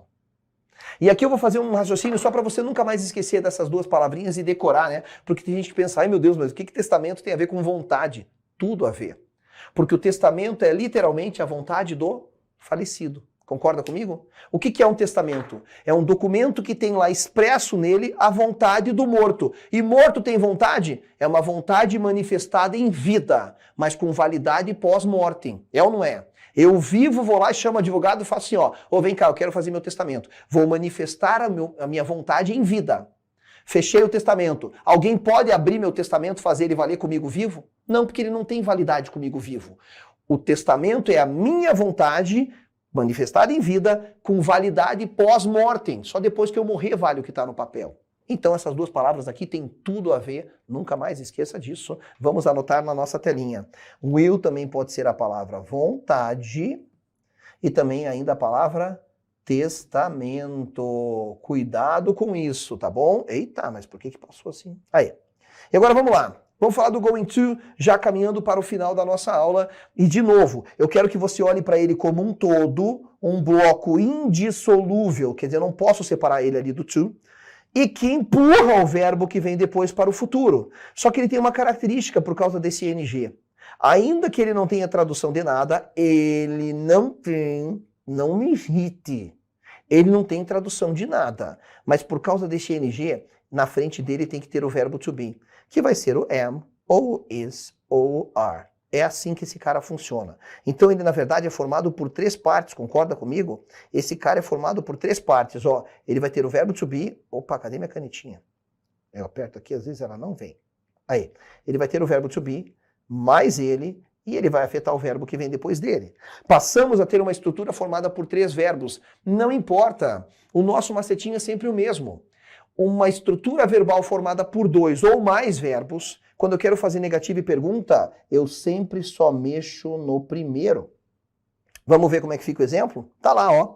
Form. O que é form mesmo? Estrutura. He's going to study for the test. O verbo to be combina com he é esse, mais o going to, mais o study. São 3 estruturas. 1, 2, 3, compondo o futuro. Ah, mas eu quero fazer negativa. Só mexe no primeiro. Ah, mas eu quero fazer pergunta. Só o primeiro passa para frente. Cara, é uma mesmice no inglês. A gente está vendo que é sempre assim. É sempre assim. Então vamos traduzir as frases para depois eu fazer os comentários pertinentes para você. He's going to study for the test. Significa o quê? Ele estudará para a prova. Essa é a melhor tradução possível. Negativa. Ele não estudará para a prova. Pergunta. Ele estudará para a prova? E aí a gente já sabe que toda pergunta básica gera uma pergunta complexa. Basta eu colocar na frente um pronome interrogativo. Eu posso dizer, why is he going to study for the test? Por quê? Quando ele estudará para a prova? Onde ele estudará para a prova? Como ele estudará para a prova? Legal? Tudo bem com isso aqui? Agora vamos para os nossos apontamentos importantes. Eu sei que tem gente que tem vontade de tradução ao pé da letra ainda. Olha para mim. Tu acredita que nessa altura do campeonato... Olha aqui para mim, olha aqui para mim. Olha aqui, produção. Deu tilt lá. Ninguém me mostra para você, mas você deve estar me ouvindo. Aí, você deve estar me ouvindo. Olha lá. Então o que acontece? Tem gente que nessa altura do campeonato, sabe Deus que aula que a gente tá, que eu cansei de falar para você não traduzir ao pé da letra. Quando for possível, de vez em nunca, eu te digo. Tem gente que vai querer olhar para essa frase e falar, mas espera aí, tio Rê, vem cá. Olha agora para a tela. Eu não posso pensar assim, ó, ele, verbo to be, ser ou estar. Ele está. E ele já indica algo que está acontecendo. Ele está indo estudar para a prova. Não, não pode. Se você fizer isso, você vai tomar um pau tremendo na prova e eu vou ficar rindo porque eu avisei que não é para fazer. Então, olha o que acontece aqui, tá? Olha o que acontece aqui. Não dá para traduzir assim. Quando você tiver verbo to be, mais going to, mais um verbo na forma básica, isso é futuro. Aí surge a pergunta, olha aqui pra mim, surge a perguntinha que é assim, ó, tá bom, mas e se eu quiser indicar que fulano tá indo? Eu quero falar do deslocamento do cara que tá andando. E alguém fala, onde que ele tá indo? Ele tá indo estudar. Como é que eu faço então para essa frase indicar que o cara tá indo? Tem como? Claro que tem como. Claro que tem como. Mas primeiro coloca uma coisa na sua cabeça. Going to, com verbo to be aqui na frente, am, is ou are. E mais verbo na forma básica, verbo sem mexer. Lembra que eu nunca mexo no verbo depois desses dois carinhas. É futuro. É futuro. E esse going não tem nada a ver com indo, caminhando. Mas eu te disse bem assim, ó. Eu te disse bem assim, eu vou até responder isso aqui no quadro, porque eu acho que fica bem legal de você visualizar. Então, a frase he is going to study, ela é futuro? Sim, é futuro. Verbo to be mais going to mais verbo na forma básica é futuro. Mas lembra que eu te disse que o going to é uma partícula indissolúvel? Significa que eu não posso separar ele do to. Esse cara vem num bloco que a gente chama em inglês de chunk of language. Tá bom. Então quando ele estiver junto assim é futuro. É. Mas então quando ele não estiver junto, ele não é futuro. Então, se eu não quero indicar futuro e eu quero me referir ao cara se deslocando e a gente está conversando, eu falo, pô, onde é que o maluco está indo? Ah, não, ele está indo estudar. E eu quero me referir ao movimento dele se deslocando. Bom, já que essa estrutura toda junta é futuro, se eu quebrar ela no meio, deixa de ser futuro. Então, para eu indicar o deslocamento que o cara está fazendo, eu venho aqui, quebro a estrutura bem no meio e aqui no meio da frase eu coloco o lugar para onde ele está indo. Sei lá, por exemplo, para casa. Aí deixa de ser futuro. Aí você pode traduzir, ele está indo para casa estudar. Aí você vai fazer esse caminho aqui, né? Ele está indo para casa estudar. Aí essa frase passa a indicar deslocamento do cara. Mas se tiver do jeito que está só aqui em cima, é futuro. Beleza? Muito tranquilo, né? E aí fica só a última parte, que é assim, ó, peraí. Se a gente viu que o will indica expectativa, que o will indica previsão, situação formal no futuro, futuro decidido no momento da fala, o que o going to indica? Veja, eu não quero que você decore os usos do will e os usos do going to. A gente pontua tudo aqui para ficar um pouco mais completo o curso, porque na verdade o que acontece? Eu trago aqui o que há de melhor e mais completo para você. Mas tradicionalmente, nas bancas não se cobra usos do will, usos do going to, mas se cobra aquela percepção dos círculos que eu pus aqui. Lembra que eu botei um círculo dizendo que o will está na esfera da incerteza, que o going to está no escopo da certeza, indica planos? Aquilo é importante você saber. Esses casos que eu estou pontuando aqui é só para reforçar aquilo. Então vem comigo aqui, usos para o going to. Olha lá. O going to normalmente descreve planos. Nenhuma novidade, eu já havia dito isso para você. Lembrando que não dá para traduzir ao pé da letra essa frase. He's going to travel on the weekend. Ele viajará no final de semana. Provavelmente essa frase, justamente por indicar plano, indica que ele já sabe para onde vai, com quem vai, como vai, etc. Segundo caso, o going to pode indicar o futuro, prever o futuro, com base numa evidência do presente. O que é com base numa evidência do presente? Olha aqui para mim. Imagine uma gestante. Ela está no final da gestação, que é no final da gestação que o neném dobra de tamanho. No começo não. Mas dos 6 meses para frente o neném começa a dobrar de tamanho, Com 7 meses e meio, supondo que a média das mulheres é ter ali o filho entre 8 e 9 meses, eu não sei se chega a 9 meses, né? Se bem que às vezes acaba passando um pouquinho, daí tem que fazer parto induzido, porque a criança também não pode ficar muito tempo lá dentro, não pode ficar pouco nem muito. Mas a mulher está com aquele barrigão. Lindo, eu acho mulher gestante uma coisa muito bonita. É mesmo, né? Gente, é a manifestação da divindade da mulher na medida em que ela se aproxima de Deus, porque ela pode criar vida, velho. E a gente só fica olhando, caraca, elas criam vida. E nós somos só auxiliar, né? Então o que acontece? Aí tá a mulher com aquele barrigão. Eu vejo aquele barrigão característico de gestante. Eu não tenho uma evidência muito forte no presente, a barriga, de que algo vai acontecer. A barriga em si é uma evidência no presente de que algo vai acontecer. E como eu tenho quase certeza de que ela vai ter esse neném, ainda mais no final da gestação, eu digo, ela vai ter um bebê. Eu vou dizer essa frase, ela vai ter um bebê, ela terá um bebê, usando going to. Por que usando going to? Porque eu tenho uma evidência muito forte no presente, que é a barrigona linda, bonita, indicando que algo poderá acontecer. Então esse é o caso que a gente viu aqui. Eu trouxe 2 exemplos para você. Olha lá, ó. Look at the sky, primeiro exemplo. Olhe para o céu, vai chover. Provavelmente nessa frase aqui o cara olhou para o céu e está tudo escuro, e está ventando, e tem trovão, esse tipo de coisa. Agora olha aqui, ó. They are going to have another baby. Eles terão outro bebê. Então provavelmente nessa frase aqui você está vendo lá o casal com a mulher com a barrigona bem grandona, né? Já está um outro filho ali do ladinho. Eles terão outro bebê. Evidências no presente. E terceiro e último caso do uso do going to, ele é usado para indicar o futuro que começou a acontecer. É aquele futuro quase tão certo que, enfim, ele praticamente começou a acontecer, né? Por exemplo, o cachorro colocou a cabeça na grade. Passou a cabeça do cachorro. Poxa, normalmente, quando passa a cabeça do cachorro, né, independente de ser grande ou pequeno, ele vai conseguir passar o tronco dele. Né? Ele vai conseguir, vai depender muito da anatomia do cachorro, mas é assim, aí você fala, caraca, o cachorro vai escapar. Por que você fala que ele vai escapar? Porque ele já começou a escapar, né? Então olha o exemplo que eu trouxe aqui para você, look out, que significa cuidado, o cachorro escapará. Eu usei o futuro com going to aqui, ó, porque existe um grau de certeza, conforme eu disse para você anteriormente, né? Existe um grau de certeza e porque esse é um dos casos daquele futuro que já começou a acontecer, o que reforça aqueles círculozinhos lá que eu tinha pedido para você olhar o macetinho da diferença entre o will e o going to. É isso, ficamos por aqui. Agora tu pode bater no peito e falar, eu sei como indicar futuro, tanto com simple present, present continuous, como com will e going to. E que vem a prova, nos vemos na nossa próxima aula. Olá, eu sou o Evandro, fundador do AlphaCom. Mas o que é mesmo o AlphaCom? É o melhor curso preparatório do Brasil e que prepara os melhores alunos para os melhores concursos públicos do Brasil. Esse ano eu vou te dar um conselho que pode ter certeza, pode ser aquele conselho que vai mudar a tua vida.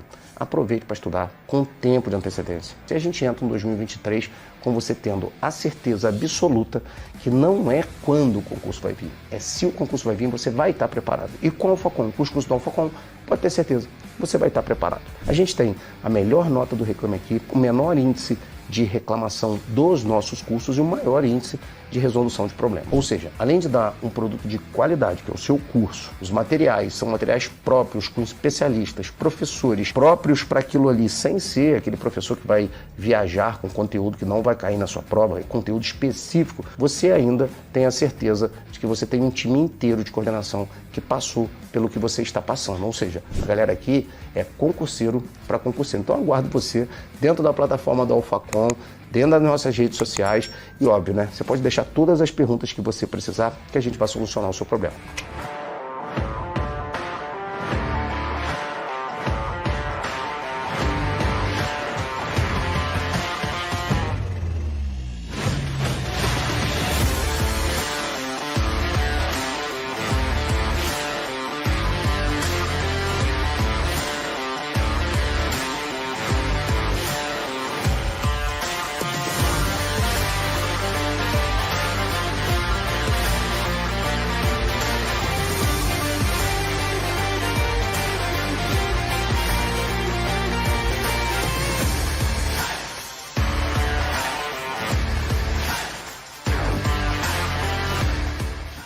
Depois de ter a minha vida mudada ao passar em um concurso público, eu senti que tinha necessidade de mudar a vida de outras pessoas. E esse sonho começou quando abrimos as portas do Alphacom, uma empresa pioneira de concursos públicos que mudou a realidade do Brasil. Em todos esses anos de trabalho, mudamos a vida de mais de 200 mil pessoas por meio da educação. E esse número cresce a cada dia. Nosso time de colaboradores são profissionais altamente capacitados. Cada pessoa aqui dentro trabalha para criar e desenvolver o melhor método de estudo e aprovação.